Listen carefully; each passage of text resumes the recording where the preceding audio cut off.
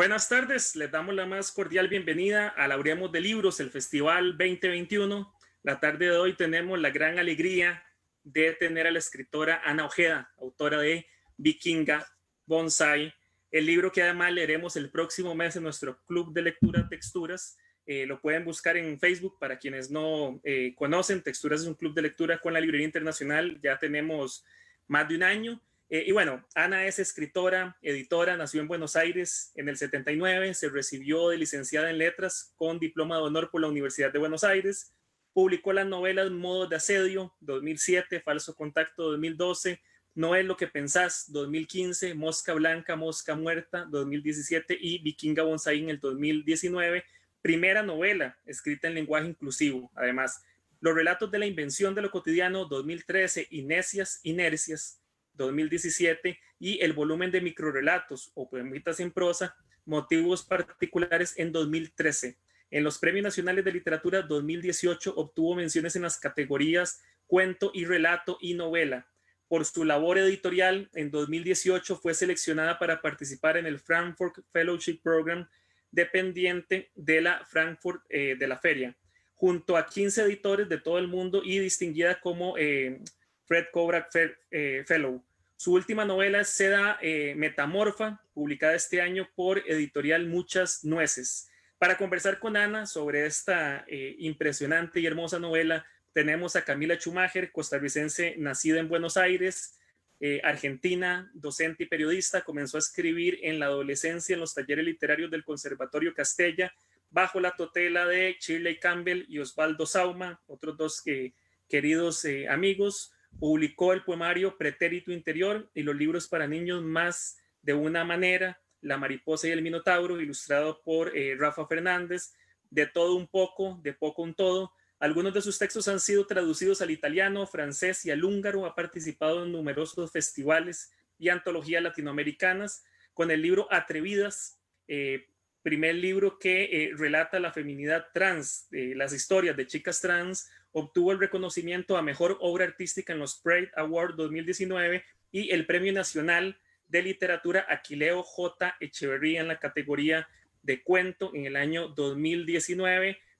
Ana, Camila, qué gusto verlas, qué gusto que estén por acá. Ana, es un lujo tenerte acá en Costa Rica. Habemos lectores y lectoras que estamos ya súper felices de escucharte, algunas personas de leerte, que ya saben que vas a estar el próximo mes en el Club Texturas, así que pues nada, bienvenida, Camila, que ya es de la casa, ya la conocemos, siempre es un gusto saludarle, y bueno, les dejo el espacio y nos vemos. Bueno, muchas gracias por la introducción. La alegría es mía de estar acá. Bueno, no, muchísimas gracias, Juan, y a la Librería Internacional y a todos, a todas y a todos los que nos ven en esta tarde en la que la lluvia nos dio una tregua. Bienvenida, Ana, a Costa Rica. Una semana antes llegaron tus libros y ahora te tenemos acá, aunque sea de manera así tipo pantallita. Claro. Y lo primero que pensaba, bueno, yo, qué sé yo, también no soy tan prolífica como vos, pero cuando terminé de leer el libro pensaba, bueno, te estoy conociendo por tu 8º libro publicado. Porque si a mí alguien me conoce por Atrevidas o alguien me conoce por La mariposa y el minotauro, es como que conociera solo una partecita de mí, ¿verdad? Y se hace toda una imagen de lo que soy, que sin duda alguna es certera, pero que deja por fuera un montón de aristas, ¿verdad? Entonces yo acabo de tener así una inmersión en vos, en tu obra, en lo que propones en este libro, y siento que quedé conociéndote, pero también que hay un montón de cosas tuyas que quedaron ahí un poco en las sombras y quería primero que me contaras de qué me estoy perdiendo, qué me falta. Bueno, en realidad yo creo, bueno, antes que nada quería agradecer la invitación, estoy muy contenta de estar acá, de poder hablar con ustedes, con vos, Camila, con Juan, gracias a la Librería Internacional por el espacio. Creo que cada libro, seguramente vos por ahí tenés una experiencia o una vivencia similar. Es como si fuera una foto de un momento de tu vida, pero también de tus posibilidades creativas, ¿no? Cuando se juntan esos dos vectores, pasa algo, se genera una obra. Cuando se encuentran problemáticas o reflexiones que vos vas, que te acompañan no solo en el momento de escribir, sino a vos como persona, ¿no? Que son cosas que estás pensando todo el día y de pronto se juntan con una forma o con un tipo de narración, bueno, sale esa foto de ese momento. A mí lo que me pasa cuando, no leo nunca en realidad lo que ya publiqué, pero si por alguna situación así de un festival o de un club de lectura que me invitan, vuelvo a leer algún pedacito, alguna parte, lo que me sucede es que me viene como si fuera la Madeleine de Proust, me viene como una sensación del momento en el que lo estaba escribiendo, ¿no? Entonces, en ese sentido, me parece, para mí como escritora, los libros funcionan como si fueran cajas de recuerdos. Cuando los leo, cuando vuelvo a esa historia, a esa prosa, a esa manera de contar, me acuerdo, pero me viene se me presentifica el momento, la sensación que yo tenía cuando estaba escribiendo. Eh, entonces, sí, es así, es como vos decís, un libro es una parte de las posibilidades de la caja de herramientas que tenés y que vas desarrollando, ¿no? También, porque yo, por ejemplo, mi primera novela, leída desde hoy, probablemente es súper conservadora y decimonónica, casi, ¿no? Con personajes súper o sea, escrita como yo pensaba que había que escribir en ese momento, era mi primera novela y yo decía, bueno, lo que yo leo está construido así, entonces yo también puedo construir así una novela, ¿no?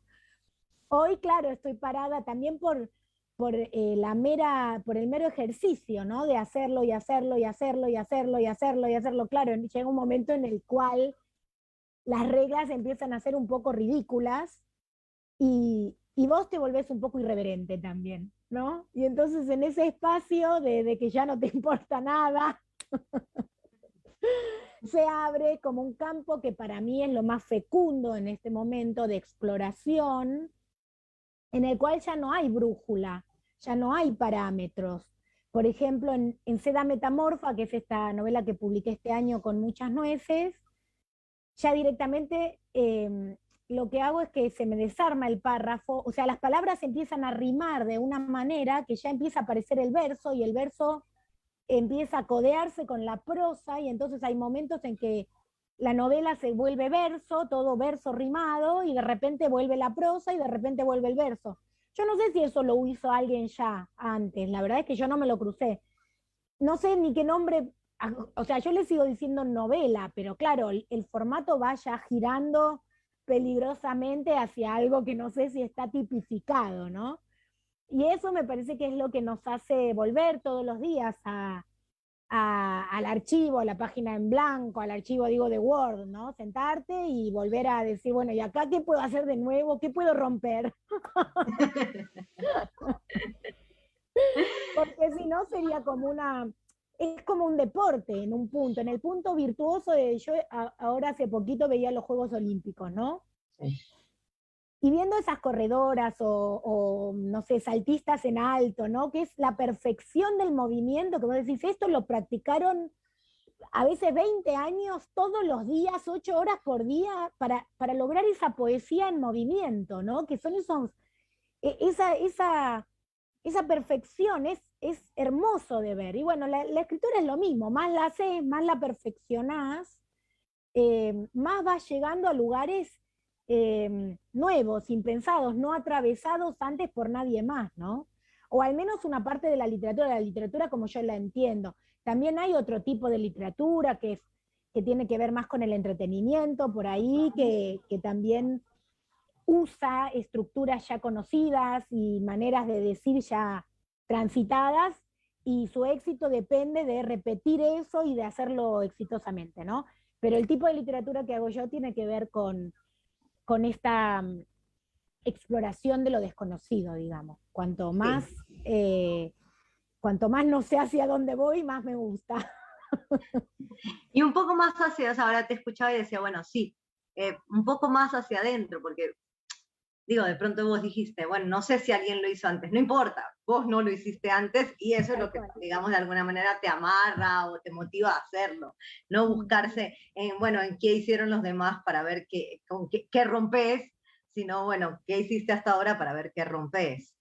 También hay, no sé si a vos te pasó, pero está también eso cuando algo te gusta, cuando lees un libro que te gusta muchísimo, a mí me pasa decir, ay, a ver si a mí me sale, ¿no? Y entonces eso también es un motor para la escritura, hay muchos motores. La realidad es que cuando escribís, yo escribo todos los días, ¿no?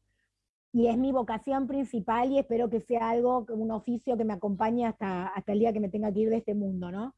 Y entonces, claro, es mucha cantidad de horas, entonces tenés que encontrar como palancas o resortes o cosas que te lleven a escribir todos los días, porque si no, es como que si, bueno, si haces siempre lo mismo de la misma manera, bueno, al final te cansás, ¿no? Te aburrís, que es lo peor que te podría pasar, me parece. Sí. Bueno, ahora que hablabas también de las otras escrituras y poniendo atención a lo que no llega, bueno, estos 20 años, 20 y pocos que estamos atravesando del siglo, las mujeres argentinas, por lo menos en la Argentina y en los albores, la rompen. O sea, digamos, por cada autor varón argentino que publica o que nos llega o que trasciende fronteras o que se gana un premio, hay 3 o 4 mujeres argentinas que lo hacen. Yo a todas las aplaudo igual, trato de leer todo lo que nos llega cerca y sin embargo, bueno, y eso hace que conozca, ¿no? Y también sé que en el club de lectura de texturas leyeron a Mariana Enríquez, digamos que está Ariana Horowitz por ahí, está Samantha, que la publicó Juan también, Samantha Shewin en, en, en su editorial, ¿verdad? Y sin embargo, digamos, a vos, digamos, conociendo a todas ellas y a otras, incluso a Camila Sosa, ¿verdad? Que tiene un poco que ver con mi escritura o con mi propuesta más reciente, bueno, ¿no te pareces? Digo, hay algo ahí de ruptura muy particular, digamos, que en el que te quería ver, que preguntar, bueno, ¿cómo la sentís? ¿Cómo te sentís respecto a ellas? ¿Qué pasa con toda esta nueva ola de la que nos llega poco afuera, digamos? Así como la otra nos resuena, por suerte. Antes no nos llegaba nada de literatura de afuera, digamos. O sea, solo lo que publicaban las grandes editoriales. Ahora por lo menos ellas lograron colar si no llega algo de ellas. Pero hay otra literatura, digamos, de la que vos sos parte y arte, y de la que quería invitarte a hablar también un poco antes de entrar a la novela. Sí, como vos decís, hay muchísimas escritoras, no solo argentinas, latinoamericanas en general, ¿no? Mónica Ojeda, Fernanda Ampuero, o sea, hay montones. De esto nos podríamos quedar hablando una semana. Yo creo que Total. es un montón de cosas que se alinearon. Por un lado, como vos decís, ¿no? Se consolidaron en Argentina, por lo menos desde el 2000 para acá, tenemos una movida realmente impresionante de pequeñas editoriales independientes. Con pequeñas, ¿a qué me refiero? A que no son multinacionales, pero que están generando catálogos muy, muy interesantes, muy coherentes, súper trabajados, ¿no? Buscan nuevas voces, las acompañan, las hacen crecer, ¿no? Y han encontrado y consolidado un público específico de sellos independientes, de gente que quiere libros de ese tipo de editoriales, ¿no? Por otro lado, yo creo que la escritura femenina o la escritura de mujeres siempre estuvo. Lo que pasa es que no alcanzaba una visibilidad como para justamente ser algo interesante para un público masivo, ¿no? Si yo pienso, por ejemplo, en el siglo XX en la Argentina, tuvimos muchísimas escritoras súper recontra premiadas, ¿no? Desde, no sé, Silvina Bullrich, Estela Canto, Beatriz Guido, Reina Arrofé, Libertad de Mitrópulos, Elvira Orfé, muchas, muchísimas. Y estas son nada más como las que quedan porque realmente tuvieron un exitazo en sus vidas, que ganaron muchísimos premios. Sin embargo, hoy en día casi ninguna de estas que te digo están reeditadas por sellos comerciales importantes, ¿no? Que mantengan su memoria, que sobre todo construyan la figura de escritora, ¿no? si vos mirás la producción de las escritoras, que en general es bastante prolífica, a pesar de todas las dificultades, tienen un libro acá, un libro allá, un libro en un sellito de La Plata, un libro en un sellito de La Quiaca, ¿no? En lugares muy diferentes, lo cual hace difícil seguir a la escritora como seguimos a Borges, ponele, que vos sabés que vas al sello que lo publica y tenés toda la obra de Borges, ¿no? O sea, sabés que si lo publica MC, por ejemplo, como lo publicó hasta hace poco, todos los libros de Borges los tiene MC, ¿no? Y eso es un organizador muy claro, muy fácil. Bueno, las mujeres nunca tuvieron eso, hasta ahora, digamos. Ahora lo que está pasando es que, nada, el mercado editorial se dio cuenta de que la escritura de mujeres también tiene un público, y es más, últimamente parecen ser la bocanada de aire fresco, ¿no? Que genera también eh, un público que las sigue a las escritoras, o que nos sigue, ¿no? Y ahí se cruza también, yo diría, en el plano sociohistórico, algo que desde 2015 para acá en la Argentina es muy notorio, que es, bueno, los feminismos y el trabajo de base y territorial que hicieron los feminismos, digamos, que permitieron que se discutiera socialmente de manera muy abierta, muy furiosa, palabras como sororidad, por ejemplo, o aborto. Bueno, ni hablar, nosotros logramos que finalmente aprobaran la ley del aborto hace nada. Para eso salimos una y otra vez a las calles, cada una articuló como podía, donde podía, cuando podía, ¿no? Realmente fue un esfuerzo ciudadano enorme. Pero bueno, todas estas cosas que se iban discutiendo de manera íntima, o en tu familia, o con tus amigas, o con tus parientes, ¿no? Me parece que también redundó en que luego de siglos de producción de escritura femenina, finalmente las mujeres fueran leídas con interés y con curiosidad, ¿no? Hoy en día una mujer saca un libro y, si es bueno el libro, tiene mucha más circulación por ahí que un hombre, que ya es como que está instalado, que bueno, sí, es un libro más de un autor más, ¿no? Creo que ahí hay algo, igual hay que ver cuánto dura, ¿no? Bueno, como todo. Como todo. Son olas, es cíclico.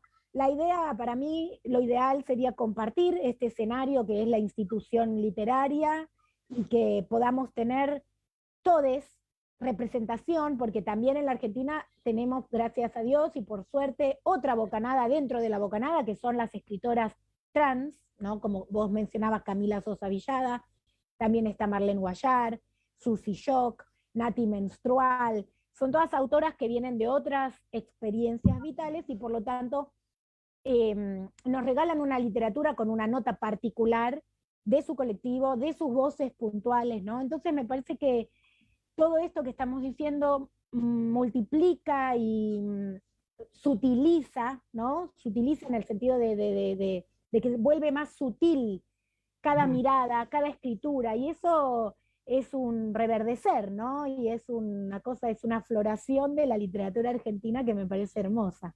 Totalmente. Bueno, un par de cosas. Una, para los que nos están escuchando, viendo, sintonizando, acuérdense que yo comparto todas las preguntas que quieran hacerle a Ana, entonces adelante, van a tener un espacio, si quieren mandarlas ahí en el Facebook o sea, yo le voy a hacer un espacio. Y la otra, bueno, diciendo esto y para ya cerrar este primer tema de preguntas y agarrarme de algunas palabras que vos fuiste soltando, tipo sororidad, y que me van llevando a Vikinga Bonsai, digamos, ¿qué pasa? O sea, porque sí, bueno, hasta que dure, decíamos ahora, que la rompan mientras la rompan, un poco hasta que dure, sin pensar en cierta trascendencia más allá de lo que la vida misma permita, ¿verdad? Y uno piensa, bueno, los grandes clásicos que te revolvieron la vida cuando los leíste, digo, a mí hace poco me pasó. Lo había pensado con El amor en los tiempos del cólera hace un tiempo, cuando una chica alumna me preguntó que si ese libro estaba bueno. Le dije, mira, tengo un buen recuerdo, déjame leerlo. Y después lo leí, ella tenía 15, 16, como la edad que tenía yo cuando me lo leí. Le dije, no, no te lo leas, te va a parecer la historia de un stalker, pedófilo, todo mal, o sea, no te va a gustar. Te recomiendo otro del mismo autor que te va a gustar más, pero ese no te lo leas. digamos que ese no me sorprendió tanto, pero hace poco alguien como que me dio un cachetazo con el túnel, digamos, que a mí me había pasado lo mismo, me acuerdo, no sé, 19, 20 años que tenía, me pareció lo más, y ahora me dijeron, no, pero es la historia de un femicida que desde la página 1 merece, ¿verdad? Digo, merece que empecemos a gritar ni una menos hasta el punto final, y me revolvió algo, no sé qué te pasa a vos con esas relecturas ahora, y bueno, pensando que a nosotras con lo que escribimos nos va a pasar lo mismo sí o sí, digamos, no, Sí, no hay de sí, otra. es muy buena tu pregunta y es también para otra semana de discusión. Yo creo que las sensibilidades cambian. Esto siempre fue así en la historia de la humanidad. Por ejemplo, en el siglo XVIII estaba la Ilustración y había una sensibilidad y un deseo de ciencia y de practicidad y de exactitud. Y después de la Ilustración, ¿qué vino? El romanticismo, que es el desborde de las emociones que no tiene nada que ver con la Ilustración, ¿no? Y la exploración sexual, genérica, lo fluido, ¿no? Entonces yo creo que sí, que esas son obras, como decíamos al principio, son obras que son fotografías de un momento histórico y las vamos a leer como cuando entramos a un museo y decimos, ah, mira, esta obra de tal persona que habla de, no sé, tal momento, ¿no? Y después, eh, no necesariamente, digamos, a mí lo que me pasa como mujer es que lo que me mata no es que sea la historia de un femicida, etcétera, sino que cuando yo la leí o cuando me la recomendaron, nadie me dijo es la historia de un femicida. No, no, por eso te digo, yo me fasciné al mis 19. Ahora claro, grito ni una menos, pero en ese momento, claro, lo raro es como que aprendimos una especie de mirada crítica sobre cosas. Por ejemplo, yo de adolescente leí prácticamente toda la obra narrativa de Bukowski. Y no puedo, no diría que, me encantaba, pero me lo leía, ¿viste? Y leía uno atrás del otro como si fuera, no sé.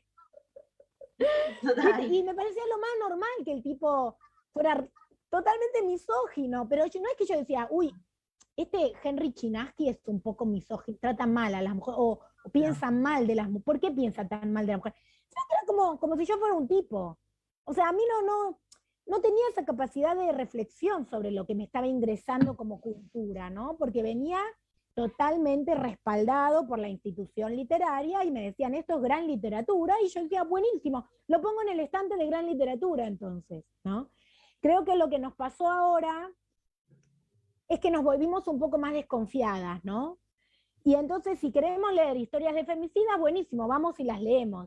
Lo que no queremos es que nos vendan liebre por gato, digamos, ¿no? sí. Como que somos más picky en ese sentido. Total, total. No, y Chinaski se terminó pareciendo al tío ese del que procuramos sentarnos lejos en las fiestas familiares, digo. Claro, Porque no desapareció, ¿verdad? El borracho, no, claro, misógino. yo no estoy, digamos, diciendo, uy, no hay que leerlo nunca más ni nada. No, no. Simplemente estoy diciendo que yo como lectora entro de otra manera a ese texto, ¿no? Me pongo muchas más, nada, luces de alarmas, o sea, sé un montón de cosas, primero del escritor como persona real y de lo que es capaz de hacer, porque digo, también hay una realidad, que es que muchas veces el gran arte sale de seres que son lacras, que son lo peor de la humanidad. Esto es así. Hay como una transfiguración alquímica, ¿no? Vos tenés un tipo que por ahí es abusador, pedófilo, horrible, asco total, y hace una obra de arte que es maravillosa, ¿no? Entonces me parece que eso es súper complejo, pero además es interesante de pensar para las personas que se sienten atraídas o interpeladas por los feminismos, de bueno, ¿qué hacemos con estas cosas, no? Por ejemplo, hay un tipógrafo del siglo XVIII que se llama Eric Schill, que le dio su nombre a la letra Schill Sans, que sí, seguramente Juan debe saber. Cualquier persona que trabaje con diseño sabe que es una letra hermosa. Era artista también, escultor, pintor, divino, todo un arte maravilloso en Inglaterra. Y bueno, y hoy en día cuando tienen que hacer hay un museo con su nombre que cura toda su obra, y una de las no dificultades, pero problemáticas a la cual se enfrentaba su director, el director del museo, era que este hombre había mantenido relaciones sexoafectivas con sus 2 hijas, con su hermana y con su perro.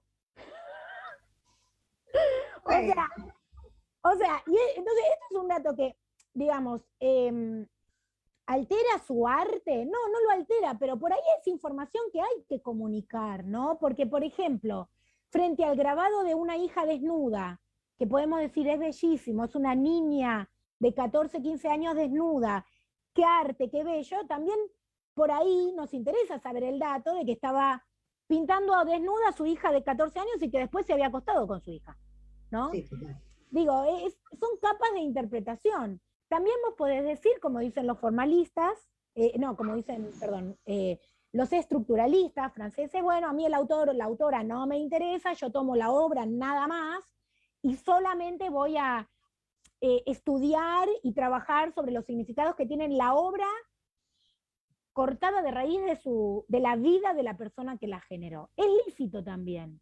Pero bueno, cada uno tiene que elegir qué hacer con toda esa información. Yo estoy por el no prohibir, pero tampoco, o sea, no prohibir ninguna de la parte de esta historia larga. Digo, no prohibir la obra, pero tampoco callar digamos, la situación de producción de esa obra, ¿no? O sea, complejicemos, demos toda la obra y demos toda la historia también, ¿no? Y que No, y demos la posibilidad de elegir, qué sé yo, digo, exacto. A ver, digo, en definitiva, si yo decido no ir a ver el Guernica por lo que sé de Picasso ahora y la que se pierde el estremecimiento, estar frente a la obra, aunque ahora hay un montón de gente haciendo fila y qué sé yo, soy yo. Digo, a Picasso Claro. en este momento ni le suma ni le resta tenerme a mí como público y bueno, me lo tengo que preguntar yo como espectadora y como persona. ¿Verdad? Bueno, vamos a empezar ahora con el libro, que es todo un tema porque vamos a ver cómo hago para evitar los spoilers, ¿verdad? Bueno, Si no spoilemos. No, no spoilemos, no spoilemos. Bueno, para mí sobre todo es un libro, digamos, ¿verdad? De Vikinga Bonsai, que acá está, ya está en las librerías, yo lo fui a buscar a una de las librerías, así que ya está, igual el mes que viene lo empiezan a leer en el club, y bueno, para mí sobre todo es un libro sobre la amistad, ¿verdad? Sobre la amistad femenina, sobre ese estar ahí, ¿verdad? Que te convoca una amiga y del que no te puedes correr aunque quieras, ¿verdad? No importa dónde la hayas conocido, ni cuánto, ni cuándo, ni por qué, ni qué te unía a ella, en un momento no te podés correr, tenés que estar ahí, hacer acto de presencia, y de esas amigas que terminan en los momentos claves, incluso sustituyendo a la familia de origen, ¿verdad? Siendo ese lugar de contención, ¿verdad? Y de existencia, no sé, que sí, que es elegido. Entonces, un poco ese es como el tema, digamos, que subyace ahí, ¿verdad? Entonces, para empezar, bueno, de estas amigas, ¿existen? Sí. Existen en la ficción. Es en la una ficción. Bueno. Claro. Para quienes no lo leyeron, el libro lo que cuenta es una cena de amigas, justamente todas las amigas, o casi todas las amigas tienen hijes, es decir, hijos e hijas, que se juntan una noche a cenar y bueno, pasan cosas y quedan recluidas en ese comedor, o sea, no se pueden ir de ese comedor por una semana, por 7 días, ¿no? Entonces la novela lo que cuenta son esos 7 días de convivencia entre las amigas y sus hijas. Y un poco también decía, bueno, no, es prepandémico, pero en el sentido, pero tiene una cosa, digamos, como anticipatoria, ¿verdad? En el que el espacio se empieza a volver claustrofóbico, ¿verdad? En el que el lugar donde habitamos... Yo no lo había pensado. ¡Qué loco! Pero lo escribió antes. Me dijo, previste la cuarentena. Nosotros acá en la Argentina estuvimos mucho tiempo encerrados sin poder salir. Y sí, fue premonitorio en realidad, yo no lo había pensado. Sí, en ese sentido eso me llamó la atención, digamos, porque bueno, sí, o sea, ellas tienen libertad, pueden salir a la calle, tienen que ir a trabajar, como alguna gente también tuvo que hacer en pandemia, pero el espacio, la habitación propia que tienen que habitar, no solamente se vuelve, digamos, asfixiante, sino que, bueno, se vuelve el único espacio, ¿verdad?, en el que hay que conciliar entre todos, ¿verdad? Y en el que hay que dividirse las tareas, en el que es un poco, sí, en ese sentido muy premonitorio, ¿verdad? También hay unos chiques, o sea, unos niñes, preadolescentes y más pequeños, tipo escolares, ¿verdad? Que circulan por ahí, ¿verdad? Y bueno, yo decía a veces en ese sentido no era tan premonitorio. Había momentos donde uno decía, por favor, que alguien les pase una consola, que nos enchufe un aparato, ¿verdad? Porque estos son más de, digamos, de alguna manera corren más, gritan más, ¿verdad? Reclaman su lugar. Se organizan, hacen pedidos. Exacto. Digamos, no tienen, no se les ocurre enchufarse, digamos, sino que, bueno, están ahí. Y pensaba, digamos, en uno de los personajes, de esos personajes infantiles, ¿verdad? Que de alguna manera, sin saber, protagoniza, bueno, o sin hacerse mucho cargo, creo que sabe, pero bueno, es uno de los protagonistas de la obra, ¿verdad? Protagoniza una tragedia, y pensaba, bueno, a la larga, cuando pasen muchos años, este personaje va a recordar el peor momento de su vida como si hubiera sido el mejor momento de su vida, ¿verdad? Hay algo muy trágico en la obra de Ana, en la novela, en Vikinga, que nos propone, y que cuando uno la lee, ¿verdad? Porque vas leyendo, y de pronto, no sé, está más o menos a la mitad, te pega un golpe, digamos, ¿verdad? En el estómago, se te cierra todo, decís, ¿y ahora cómo sigue? Y esa catástrofe después roza lo absurdo, digamos, no es que llena de lágrimas las 50 o 60 o 70 páginas que quedan. Entonces, en eso también quería como preguntarte como autora, ¿cómo lo viviste? O sea, ¿cómo llegaste hasta esa cima donde todo se puede ir para un lado y decidiste dar un paso para el otro? Sí, yo en realidad trabajo mucho con el humor, me gusta muchísimo reírme, en principio. Entonces soy muy lector, o sea, busco textos, siempre me llaman la atención el mecanismo de cómo hacer reír y qué es lo que da risa, ¿no?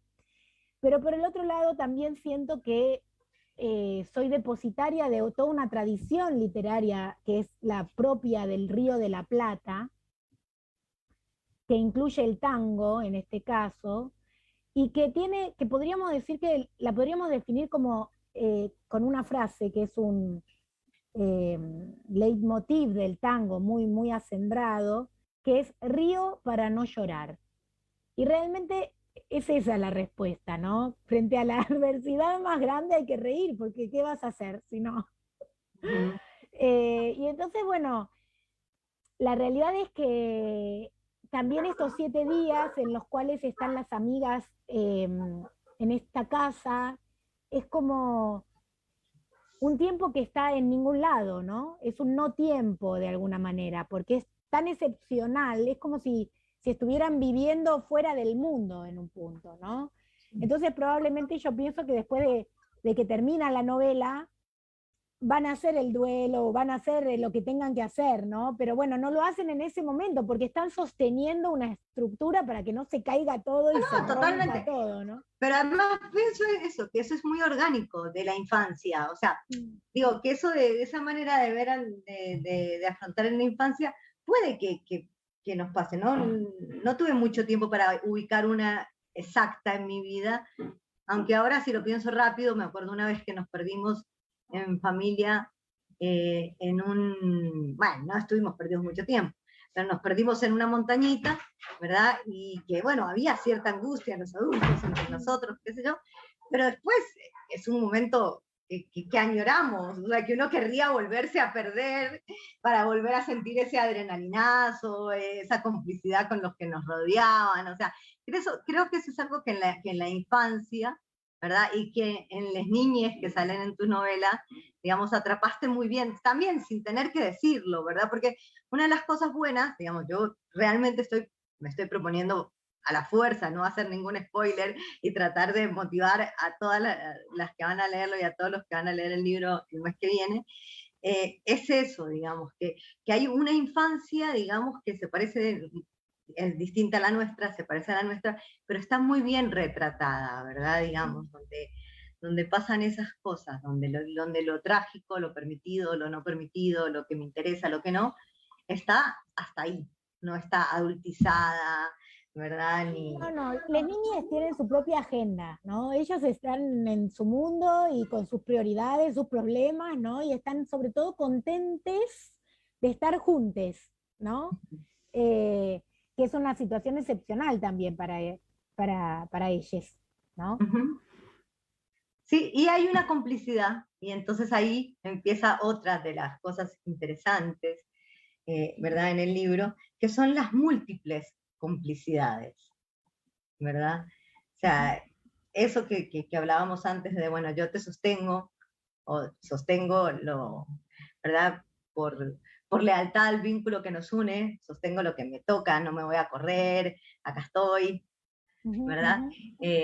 Y eso atraviesa la novela de una manera muy particular y muy linda, digamos. Pienso que, bueno, que eso ojalá sea, no sé, una premonición incluso post-pandémica, ¿verdad? Digamos, una cuestión de comunidad que viene bien. Claro. ¿Verdad? Donde incluso ni siquiera los vecinos, ni una figura que acá no existe, pero bueno, la de los encargados de los edificios, son ajenos, ¿verdad? Ni el señor de la pulpería, el chino, ¿verdad? El chino de la esquina, tampoco se queda al margen. Todos, sobre todo, participan, ¿verdad? Sí, hacen como una malla, ¿no? De contención. Sí. Sí, y creo que eso de la contención está muy bueno, y está muy bueno planteárselo, ¿verdad? Digamos, nos haría bien, claro, digamos, en este momento. Bueno, o en todos los momentos.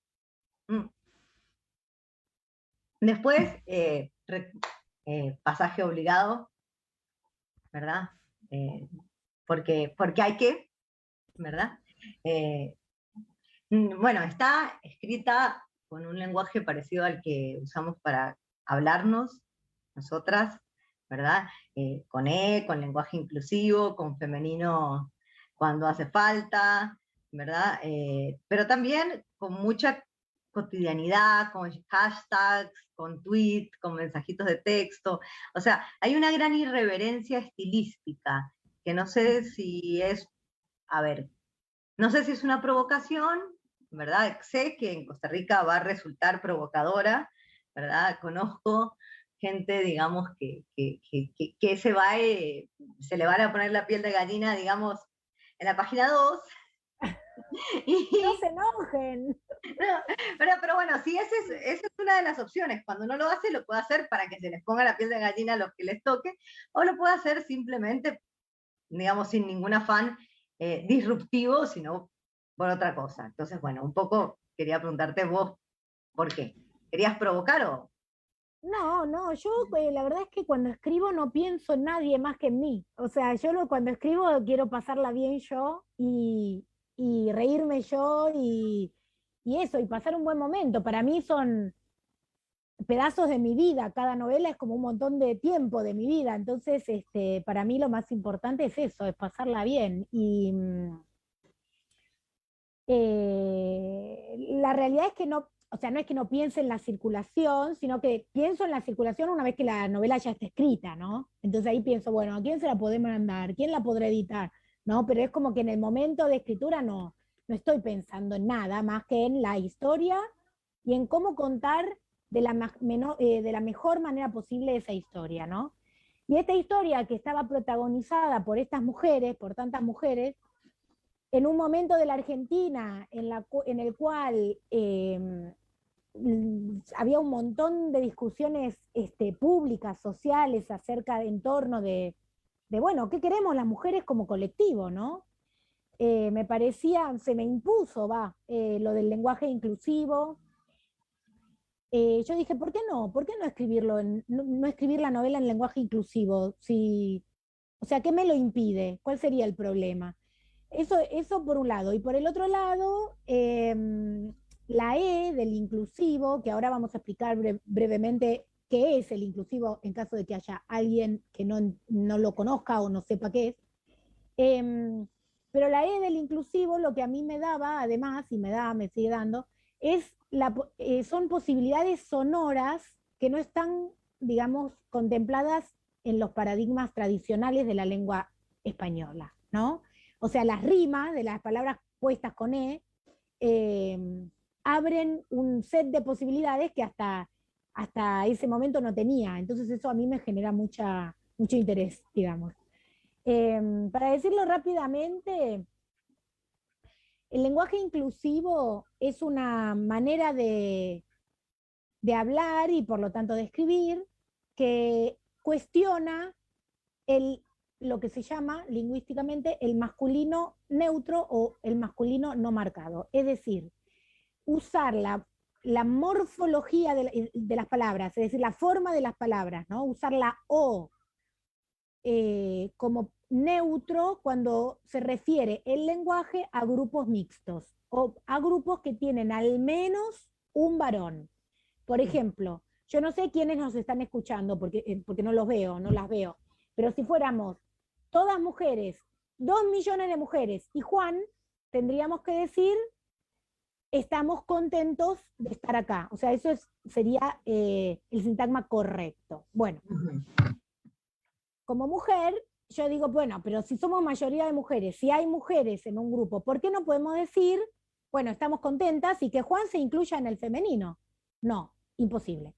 Entonces, bueno, lo que nos trae como posibilidad la E, estamos contentes, es decir, bueno, encontremos una manera lingüística, es decir, una forma lingüística que traduzca el deseo de las mujeres de tener una igualdad con los hombres, o en realidad ni siquiera diría el deseo de las mujeres, el deseo de todo lo no hombre de tener una igualdad en el plano lingüístico con los hombres, ¿no?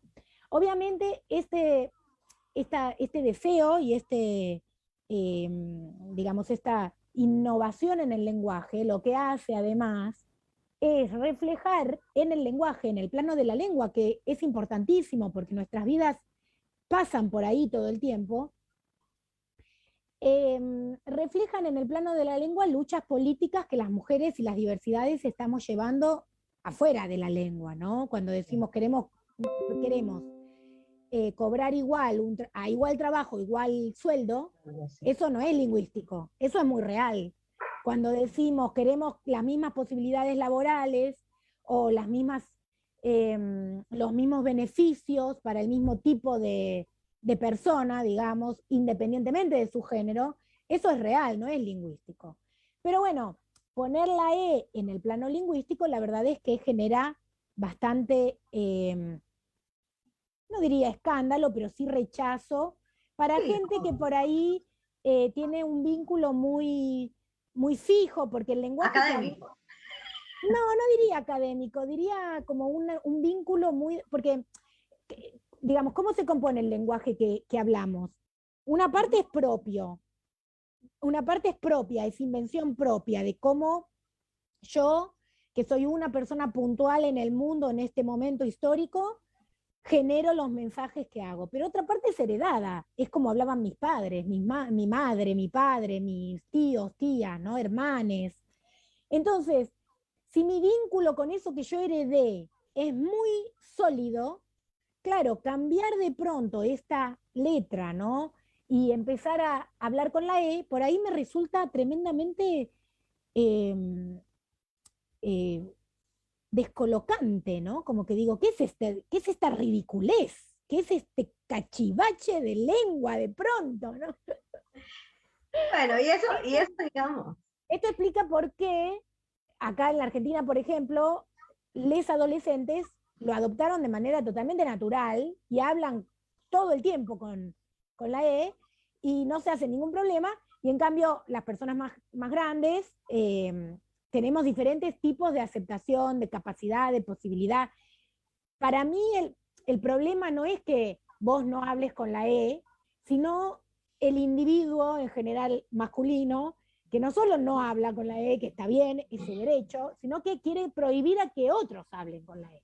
Eso ya ahí me parece como una distancia interesante, ¿no? Como, no es que él no va a hablar, sino que no quiere que los demás hablen con la E. Total. Ahí hay... Igual, digamos, hay una cosa muy particular, porque bueno, en nuestras generaciones, en Argentina se llamaba jeringoso, ¿verdad? En Costa Rica, que es lo que me permite la bilingüalidad, se llama hablar en K, y K2, K2, K, K, K, K, sí, y no nos parecía raro, digamos, cuando estábamos en algunos ámbitos. Ahora, verlo escrito de pronto genera, oh, se tomaron, Sí, la verdad, en la también propiedad de tiene que ver, sí, acá también tenemos el lunfardo, por ejemplo, y el lunfardo todo el mundo lo Bueno, en lee, el libro está un poco. sí, a Ay, momentos, ay. a momentos. Pero digo, no genera ningún rechazo porque el lunfardo no tiene unido una reivindicación político-social. No se está disputando nada con el lunfardo. Entonces, bueno, nada, es un hecho que existe y simplemente está ahí. El problema del lenguaje inclusivo es que está unido a luchas reales de las mujeres y las diversidades reales, ¿no? Entonces, bueno, eso puede generar cierta resistencia. Okay. Y bueno, en todo caso, antes de cerrar, y como advertencia y como invitación también, digamos, porque bueno, hemos hablado mucho y sí es cierto que el feminismo atraviesa, ¿verdad? O nuestra manera, digamos, o la manera de Ana más bien, por decirlo así, de vivir su feminismo, atraviesa el libro, ¿verdad? Todas o parte de estas reivindicaciones de las que hablábamos, porque en una conversación son lugar obligado y el aborto, ¿verdad? Y son logros que no costaron poco, no atraviesan el libro. El libro es un libro cotidiano, ¿verdad? Y hay incluso un cierto, aunque los hombres están desdibujados de la trama más presente, ¿verdad? El maridito, amor, ¿verdad? Digo, uno se imagina que hasta ahí nomás, pero bueno, hay un cierto, ¿verdad? No hay ni ataques, no es una cuestión reivindicativa, sino una cuestión más cotidiana, más de pasarla bien. Digo, para que nadie Sí, se vaya. yo no diría que los hombres están desdibujados, simplemente están en otro lugar, ¿no? El foco Sí, está puesto en estas amigas. Entonces, simplemente los hombres las rodean porque, porque están en sus vidas, son parte de sus vidas. Simplemente no están en la novela porque no son los protagonistas de la novela. Las protagonistas son ellas, ¿no? Entonces es esa especie de gineceo, ¿no? De espacio femenino que se arma que no expulsa lo masculino ni significa que no haya hombres, simplemente no están vistos por la novela, o sea, están de la puerta para afuera, ¿no? Pero muchas veces, como vos decías, amor, maridito, determinan las acciones de ellas, porque ellas están en correlación y en diálogo permanente con esas personas, con esos hombres. totalmente. Bueno, y están los hashtags también, o sea, no solamente está el lenguaje inclusivo, hay algo muy divertido con los hashtags, ¿verdad? Hay algo muy, ¿verdad? Que es como una especie de resumen hasta acá, ¿verdad? Leí la parrafada y ¡pum! En 3 palabras lograste atrapar, ¿verdad? El sentimiento, Sí, ¿verdad? muchas veces es como un comentario irónico, ¿no? No sé, a Sí, mí me funcionaba así como que a veces cuando intentaban algo y no les salía y el hashtag era una crítica en realidad de lo que se estaba proponiendo en el texto central. Se convirtió en eso, ¿no? Porque primero el hashtag es algo que pone una de las personajes, ¿no? Que todo el tiempo está sacando fotos y subiendo al Instagram y entonces le pone a todo hashtag. Y de repente es como si la narradora se apropiara de eso, se apropia, ve esa herramienta y dice, esto me sirve, se apropia y empieza a comentar con hashtag todo lo que hacen las amigas, digamos. sí. Bueno, nos queda muy poco tiempo para esta charla, vamos a tener que seguirla y supongo también, digamos, te iba a preguntar tu disponibilidad también después de que lean el libro, ¿verdad? A lo mejor aparecer en otro encuentro. Bueno, yo estoy acá por si necesitan alguna traducción bilingüe rápida. Estoy conectada a las redes, pero supongo que Ana también, ¿verdad? Y un poco también tu invitación y, bueno, ¿qué expectativas tenés de estar en Costa Rica? Aunque sea con un libro. Sí, no, muchas expectativas, que lean, que lo lean y después estoy en Instagram y en Twitter, @AnaOJ es mi usuario. Entonces, si leen, si me quieren preguntar algo, me escriben. Muy a la expectativa de ver, bueno, qué se entiende en Costa Rica, y porque yo hablo muy y escribo el rioplatense de manera muy marcada. No hay ninguna intención de universalidad. Bueno, de Eh, hecho, cuando dijo @AnaOJ, que se los vuelvo a repetir para que la busquen, hay un juego de palabras ahí también, ¿verdad? Porque OJ significa en buen tico chancla, chancleta o claro, chancla. Digo, la manera más coloquial de decirle a las chanclas. Entonces ella se puso @AnaChancla, que es sí, un juego con su también, apellido. claro. Y también OJ decimos cuando, por ejemplo, para decir cuidado, decimos ojo, y si es el aumentativo de ojo es OJ. ¿Verdad? Entonces, bueno, un poco de esto también y de esta manera, digamos, de leer, de hablar, de buscar siempre un chiste, de buscar algo siempre que quede picando, que, ¿verdad? O que nos pique en algún lado, de las dos maneras, un poco que quede picando para hacer un gol o que nos pique y que nos genere cierta inquietud. De eso está repleto la novela Vikinga Bonsai. Esperamos también que lleguen los otros libros de Ana para ver otras fotos en otros ángulos de ella misma, ¿verdad? Y Eso, que esto que eso. recién empieza se consolide de muchísimas Sí, yo tengo maneras. un mensaje para quienes vayan a leer, que no se enojen, que se dejen llevar, porque en el tiempo que tiene 2 años la novela, y participé de un montón de estos clubes de lectura y de intercambios con lectores, lectoras, y la realidad es que siempre, incluso quienes me decían, no, a mí me costó un montón, y como que se enojaban, pero en el momento que lograban hacer clic y se dejaban arrastrar por el lenguaje, ¿no? La realidad es que el lenguaje tiene un saber en sí mismo, tiene un montón de conocimiento entre las palabras, está, no te lo da nadie, está ahí. Entonces hay que simplemente relajar y dejarse ir, y ahí es entre los sonidos y los significados, eh, se genera una magia, ¿no? Y eso es la experiencia de lectura, y es la experiencia única que te va a dar este libro, que no es como ningún otro, como cada libro, ¿no? Que es una experiencia particular y única, ¿no? No, no, y no es la historia del mundo reescrita por Ana Ojeda, sino son 7 días en la vida, ¿verdad? De acompañamiento y de, ¿verdad? Y de complicidad, que de Ujú, verdad es lo que tiene que prevalecer, ujú, ¿verdad? Entonces, ujú. bueno, muchísimas gracias, Ana, Juan, Por a la favor. librería, y por hoy tenemos que cerrar acá, pero las puertas abiertas de este espacio y de Costa Rica para vos.